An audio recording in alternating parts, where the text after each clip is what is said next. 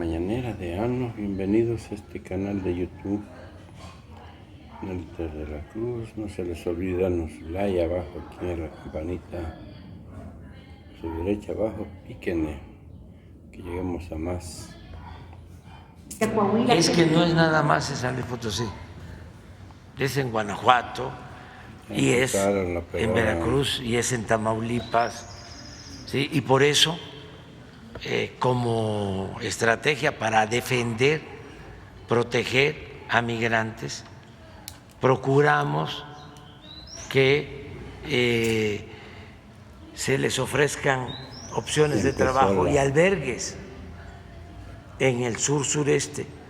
Sin embargo, ellos vienen ya con un propósito: llegar a Estados Unidos. Por eso insistimos mucho en que debe de atenderse el problema en los pueblos de origen de los migrantes, antes de que salgan, porque ya saliendo en Chiapas tenemos nosotros posibilidad de que trabajen,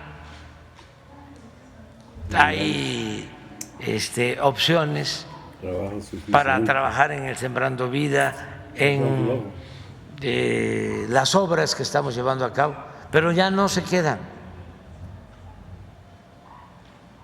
Por eso hay que atenderlos en las comunidades de origen, y ya tenemos además probado de que funciona el atenderlos en sus comunidades de origen con programas para el bienestar. Hemos hecho evaluaciones de lo que estamos haciendo en El Salvador, en Honduras,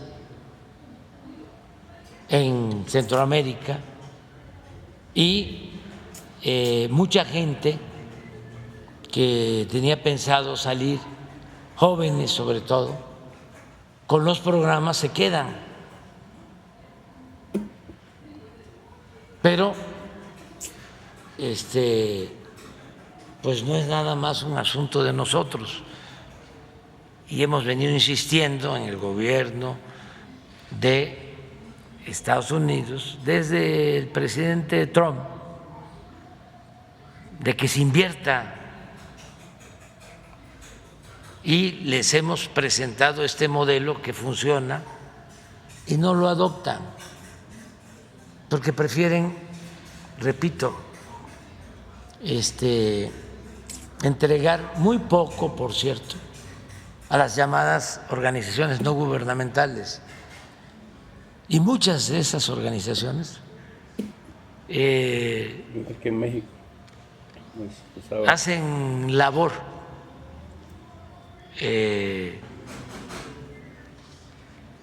política en contra de los gobiernos nacionales. Por ejemplo, de esas organizaciones,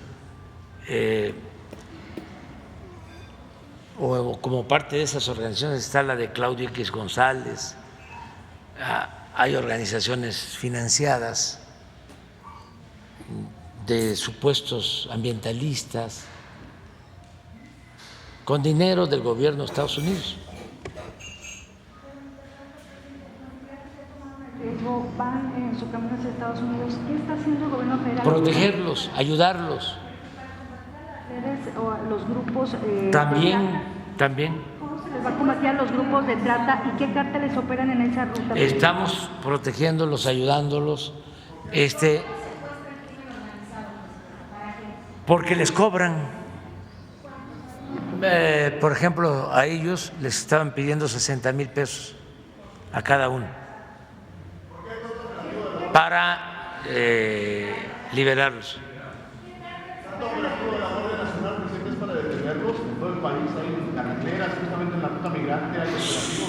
Sí, para protegerlos. No. ¿Por qué no hacen un análisis de lo que sucedía antes. Tómala. A ver, permíteme. Porque todos ustedes dan como hecho de que este es un fenómeno La perrada. ¿sí? reciente, Empieza a ladrar cuando uno. que surgió de la empieza nada, un perro a ladrar, empieza toda la perrada. como si no hubiesen antecedentes. Que era peor. No estoy, desde luego, justificándonos o tratando de justificarnos. Además, decirles ¿sí? de que Cierran el los gobierno ojos. de Fregar. Eliseo Peña Nieto, el gobierno de Calderón, Se les olvidó los el secuestraban, tren de la pero además bestia, ¿no? Que venía de asesinaban, o sea, ¿Cuántos fusilaban muertos a mansalva? a migrantes. Nada más que eso. ¿Tú de qué periódico eres? Presidentes municipales. Sí. No van a decir nada ahí. Si es que se malacostumbraron ahí. No. A estar solo Callados. manejando las cosas desde un punto de vista. O sea, y allá atrás menos, o sea, está el Heraldo y Reforma, pero ¿por qué no Bueno, que les dice se la analiza lo que sucedía anteriormente? Entonces nosotros cuidamos, verdad. Hoy mire, son de todo el tiempo que llevamos, lamentablemente esta desgracia es la que más nos ha dolido, esta desgracia. Y independientemente de que nada humano nos es ajeno, pues también nos afecta porque, como son tiempos de sopilotes,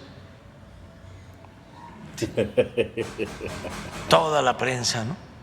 Sí, porque se levantó la perrada. Que manipula. A atacar. Vendida y alquilada, se dedica ¿no? a culparnos. La llenas. Sin embargo, estamos haciendo cosas como La nunca perrada, digo, porque así se habían dice- hecho Así dice. en favor de migrantes. Broso. ¿Cuándo un gobierno había invertido en Guatemala, en Honduras, en El Salvador? ¿Cuándo? Tomen la bola de culebras. Jamás. ¿Cuándo se habían instalado albergues, Nunca. atención médica, tanto en el sureste como en el norte? Nunca. No, ellos quieren atacar. ¿Cuándo un presidente había señalado de que el problema de la migración tenía que ver con el abandono de los pueblos de América Latina y del Caribe? ¿Cuándo un presidente se había atrevido a decirle a los gobernantes de Estados Unidos que mientras ellos destinan 30,000 millones de dólares para la compra de armas en la guerra de Ucrania, tienen completamente olvidado a Centroamérica y no autorizan recursos para atender las causas de la migración? En el tiempo de Salinas. No somos iguales A Borolas. y pues vamos a seguir ¿Cuántos migrantes luchando se fueron por la al otro justicia, lado? Algunos porque es nuestra regresaron, convicción. pero porque no había nada. Muy bien, ¿quién sigue? Buenos días, Javier Favela, de La Voz de Michoacán, una empresa periodística de 75 años de presencia regional ininterrumpida. No, Ininterrumpida. 75 años robando. Presidente, la legislatura de Michoacán lo ha designado usted para recibir la condecoración Melchor Ocampo, y hay fecha abierta para que acudiera a recibir en sesión solemne del Congreso para que el gobernador Alfredo Ramírez Bedoya le haga entrega de este reconocimiento. La presea Ocampo es la máxima distinción estatal y no se le otorga a usted por ser el presidente de la República, sino por ser el líder del movimiento transformador del país por la vía pacífica. Estas no son mis palabras, sino de la carta de propuesta como recipiendario que fue aprobado por unanimidad de todas las fuerzas políticas integradas en la Junta de Coordinación Política y que se convirtió en el decreto número 200 del Congreso, que ya tiene sellos de recibido aquí. Plantearle. ¿Qué día vas a ir? Hay un sentimiento de desconcierto porque sabemos que usted no es amigo de reconocimientos, pero también el gobierno de la Cuarta Transformación ha otorgado numerosas condecoraciones. Usted ha recibido la condecoración José Martí del gobierno de Cuba y en Michoacán se le espera para otorgársele un reconocimiento que lleva el nombre de Melchor Ocampo, gran ideólogo de la Reforma, uno de los ideólogos de la Segunda Transformación del país, asesor principal del presidente Juárez. Comentarios suyos sobre este tema, por favor. No, pues, me hiciste muy buena pregunta. Es que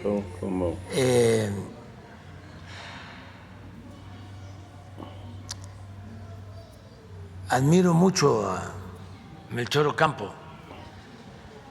Es como admiro mucho la a propuesta que va a hacer hoy los michoacanos Noroña, que hicieron historia.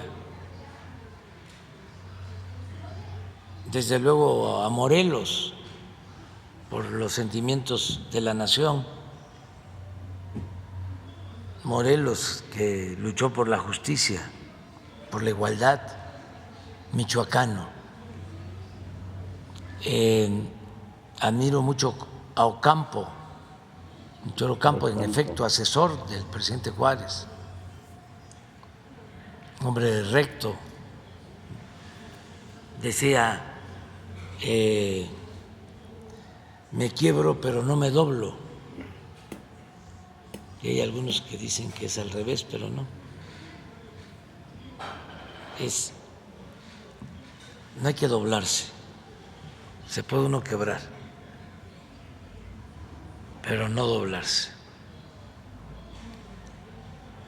Y él era extraordinario. Por eso los conservadores lo fueron a buscar a Pomoca, a su hacienda, y lo asesinaron en Hidalgo. ¿Cómo se llama? Tepeji. Tepeji del Río, Hidalgo.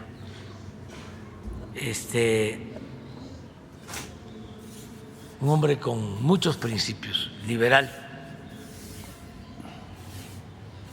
Y admiro al general Mújica,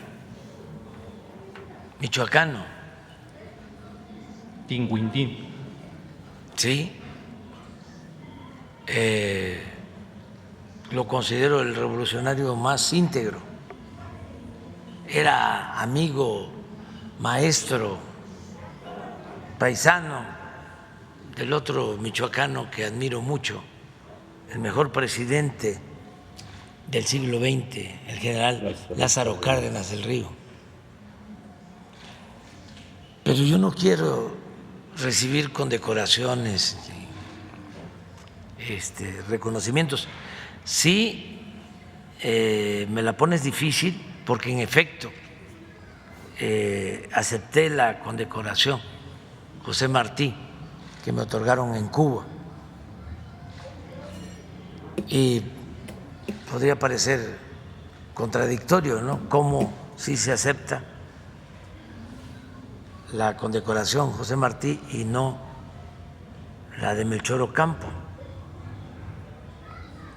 que son además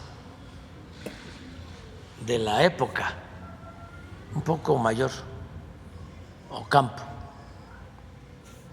pero Martí estuvo en México, San Martín. En la época de Juárez y de Lerdo. Sí.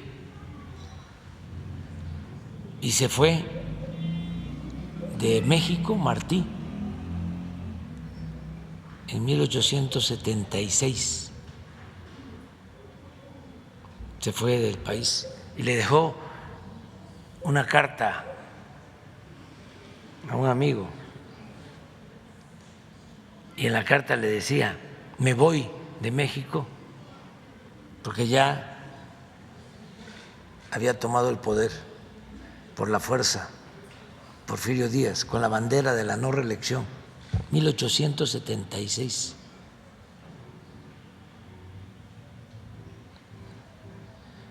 Y le dice al amigo: me voy de México porque con un poco de luz en la frente no se puede vivir donde mandan tiranos. Fíjense, todavía estaba empezando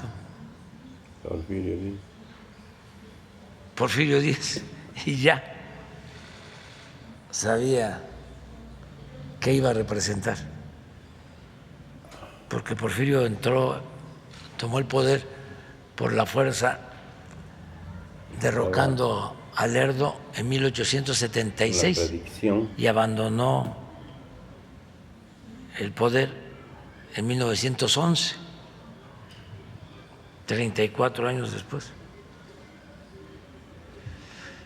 Entonces, déjame pensarlo. ¿Establecería usted fecha tentativa? Déjame pensarlo. Es que me agarraste así en frío. Te voy a pensar, porque sí es Melchor Ocampo.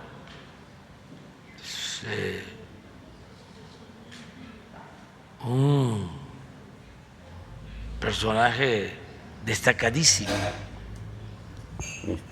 admirado por Juárez.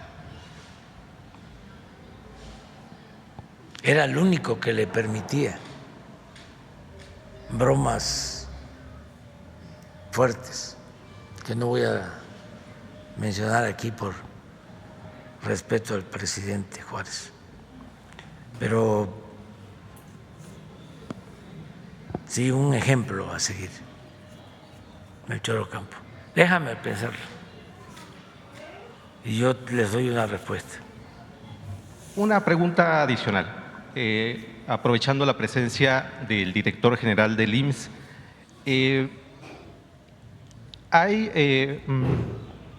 ¿cómo va el proceso para el traslado de la sede nacional del IMSS a Morelia?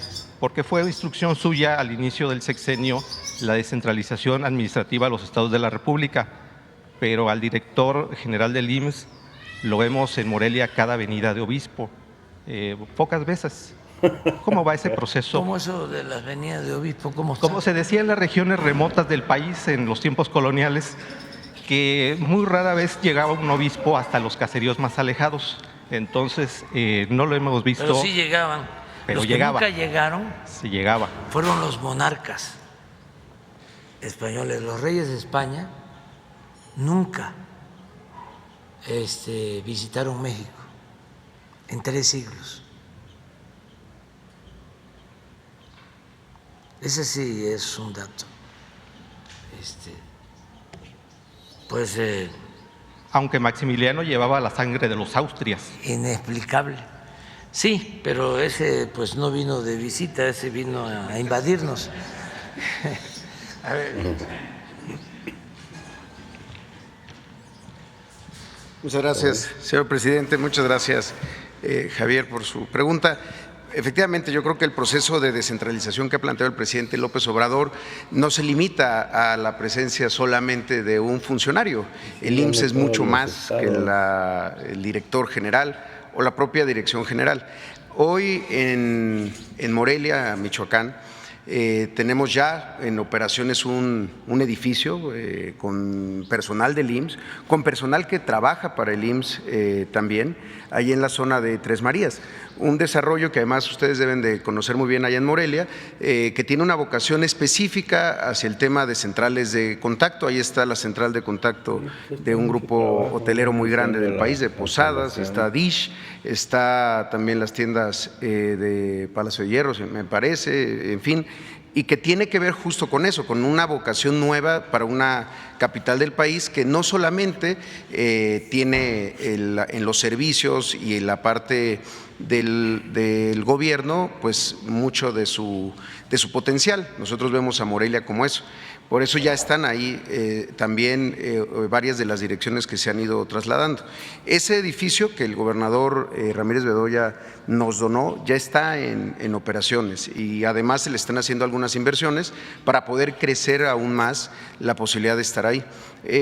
Al inicio del gobierno, en la anterior administración del Seguro Social, se habían establecido unas oficinas que difícilmente ahí cabrían los 9,000 trabajadores solo de nivel central del IMSS. El IMSS está muy descentralizado, el 94% de sus trabajadores están en alguna representación del IMSS en el país, son casi 500,000 trabajadores del Seguro Social. La parte de nivel central, de un poco más de 9,000 trabajadores, es la que estamos en un proceso que va a llevar su tiempo para que se concrete, así como en su momento INEGI se fue a Aguascalientes u otras dependencias.